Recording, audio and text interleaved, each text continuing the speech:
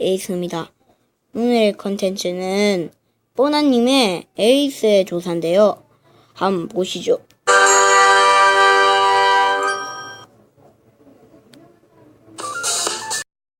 이리고요. 이 그리고 열매고요. 여러분들. 에이스의 능력인 불, 4대 원소 중 파괴하면 가장 먼저 떠오르는 능력으로 수많은 소설, 영화, 게임, 만화 속 주연급 인물들과 관련된 힘이다. 에이스에게 불을 선물한 이글이글 열매는 자연계 열매로 일본어 발음은 메라메라노미. 메라메라는 말 그대로 이글이글 활활의 뜻을 가지고 있어 영어에서도 똑같이 발음한다. 현재까지의 원피스에서 유일하게 2명 이상에게 단독 흡수된 열매로 다른 능력들과의 상성관계가 있지만 능력 자체의 파괴력은 악마의 열매 중 거의 투클라스다. 열매의 외형은 만화 629화에서 도플라밍고에 의해 다 악마의 열매들은 능력에 따라 각각 다양한 형태를 가지며 이글이글 열매는 멜론의 형태에 꼭지와 껍질에 불꽃의 모양이 있고 주황색을 띠고 있다. 또 다른 악마의 열매와 마찬가지로 맛은 없다. 기술입니다, 여러분들. 알아보시죠. 에이스의 기술들도 당연히 이글이글 열매의 특성을 살린 화염계이다. 먼저 아지랑이, 자신의 몸을 불로 변화시켜 빠르게 이동하는 기술이며 스모커에게 잡힐 뻔한 루피를 구하기 위해 사용됐다. 두 번째 불꽃벽, 말 그대로 불의 벽을 만드는 기술이고 루피를 쫓는 스모커와 해군들을 따돌리기 위해 사용됐는데 과거 흰수염과의 대치 상황에서 스페이드 해적단 동료들을 지키기 위해서도 사용했었다. 세 번째 불주먹, 불주먹 에이스라는 별명을 만들어준 기술로 등장부터 배 5척을 한 방에 완파하며 당시엔 강력한 인상을 남겼다. 이글이글 열매 중 가장 많이 등장하는 기술이고 사보가 이글이글 열매를 먹은 뒤 함으로 사용하는 기술이기도 하다.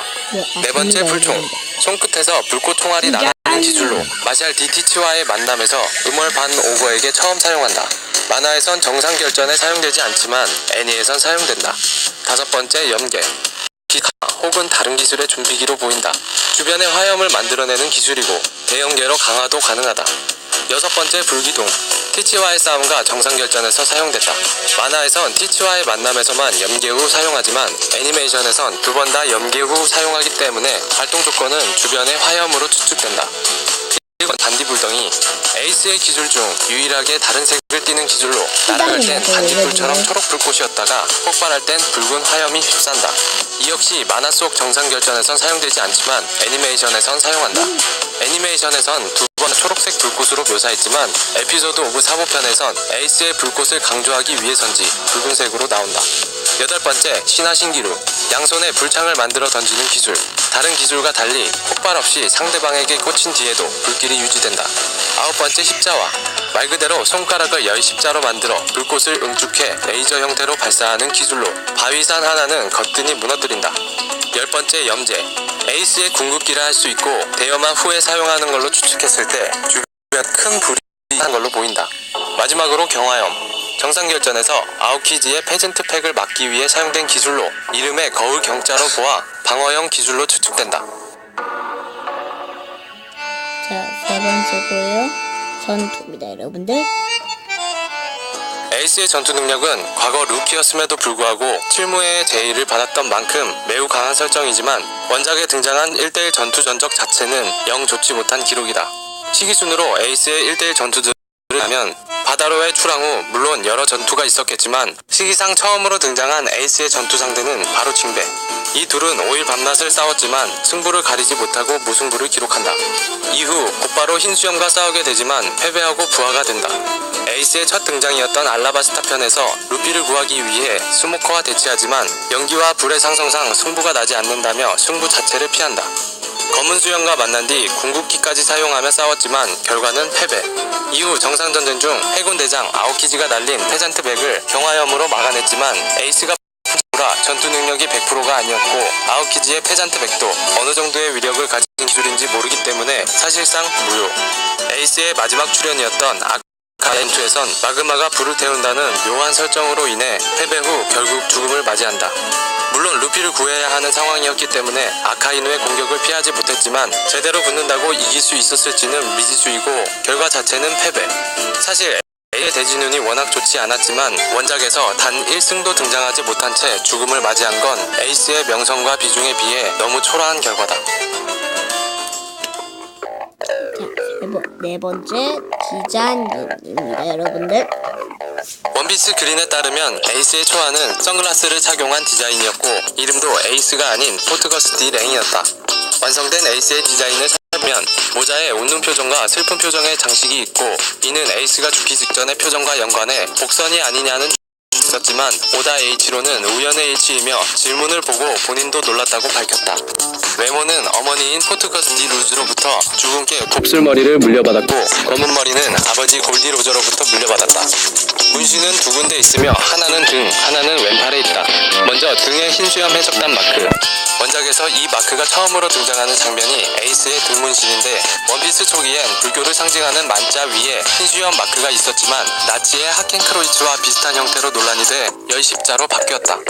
왼팔의 문신 속 S자는 에이스가 죽은 줄로만 알았던 형제 사보를 기리기 위해 마크를 새겼다. 때문에 596화 커버에서 사보가 살아있는 설정의 에이스 문신엔 S자가 없다. 에이스의 신장은 185cm의 장신이고 생일은 1월 1일. 날짜는 독자가 제안한 것이며 오다 H로도 트럼프의 에이스와 일이 잘 어울린다며 설정하게 됐다. ASL 편에선 에이스의 상위 가 매번 다른데 오다 H로의 질문 코너를 토대로 살펴보면 글자들은 상황에 맞춰 폭격, 무죄, 폭력, 승소, 독립, 약탈, 야습, 황야, 광선이다. 또 이 당시 에이스, 사보, 루피가 쇠파이프를 들고 싸우는 것은 마츠모토 타이오의 철콘 근크리트의 영향이라고 한다. 자, 다섯 번째고 나한테 너 괜찮을 걸까? 해적왕의 아들로 태어난 에이스. 그는 출생과 동시에 고아가 되고 다단과 산적들의 손에서 자라난다. 인년기부터 아퀴의 아들이란 낙인을 달고 주변인에게 받으며 자랐으며 그로 인해 에이스의 가장 큰 의문은 난 태어나도 괜찮았던 걸까였다. 사람들로부터의 계속되는 미움과 비아냥으로 인해 본인의 이름 골디 에이스를 어머니의 포트거스티 에이스로 개명하고 아버지와 세상을 증오하며 살아간다. 때문에 모진 성격의 문제아로 행동하고 친구라곤 사보 한 명뿐이었다. 하지만 어느 날 거프가 루피를 다단에게 데려와 함께 지내기 시작하면서 점차 마음의 벽을 허물기 시작하고 ASL을 결성해 셋은 의형제가 된다.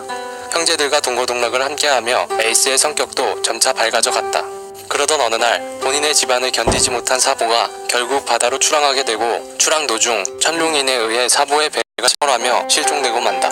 이로 인해 에이스와 루피는 사보의 의지를 받아 17세의 출항에 해적이 되기로 결심한다. 17세가 된 에이스는 약속대로 바다로 나섰고 이그리그 열매와 스페이드 해적단을 얻어 슈퍼루키가 된다. 그러던 중 세상에 본인의 힘을 보여주겠다며 세계 최강의 사나이 흰수염에게 도전장을 내밀었고 결과는 패배.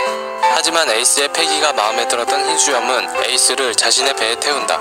당연히 에이스가 곧바로 흰수염을 선장으로 인정할 순 없었고 무려 100번에 걸쳐 흰수염을 암살하려 하지만 모두 실패하고 만다. 그러던 사이 선원들을 대하는 흰수염의 인품에 점점 마음을 열기 시작한 에이스는 본격적으로 흰수염 해적단원으로 활동하기 시작하고 이번 대대장 자리에까지 오른다.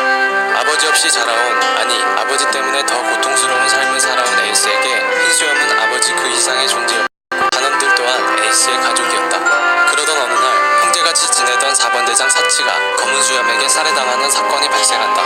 이에 에이스는 크게 분노하며 검은 수염을 쫓아 독신으로 출항하게 되고 추격 중에 자신처럼 약속에 따라 출항한 동생 루피를 만나게 된다. 루피와 에이스가 3살 차이이고 루피의 나이가 17이었으니 이때 에이스의 나이는 20살. 하지만 본인의 임무 때문에 다시 헤어지며 훗날을 기약한다. 결국 검은 수염을 찾아낸 에이스는 사치의 복수는커녕 반대로 수염에게 패배해 해군에게 체포되고 만다. 곧바로 공개 처형을 선고받았고 이는 정상결전이 발발하는 계기가 된다. 처형 당일 에이스를 구하기 위해 흰수염 해적단은 물론 죽이려 하던 아카이누를 막아서며 결국 동생의 품에서 20년간의 힘들었던 삶을 내려놓게 된다. 야매운조 에이스가 죽은 俺は生まれてきてもよかったのか 그러나 な 괜찮은 걸까? 라고 하군요.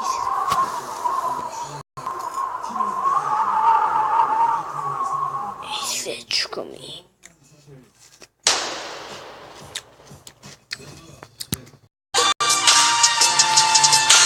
자, 여기까지 에이스에 관한 11가지였군요. 자, 구독과 좋아요 꾹꾹 눌러주시길 바랍니다. 그래서 뿅!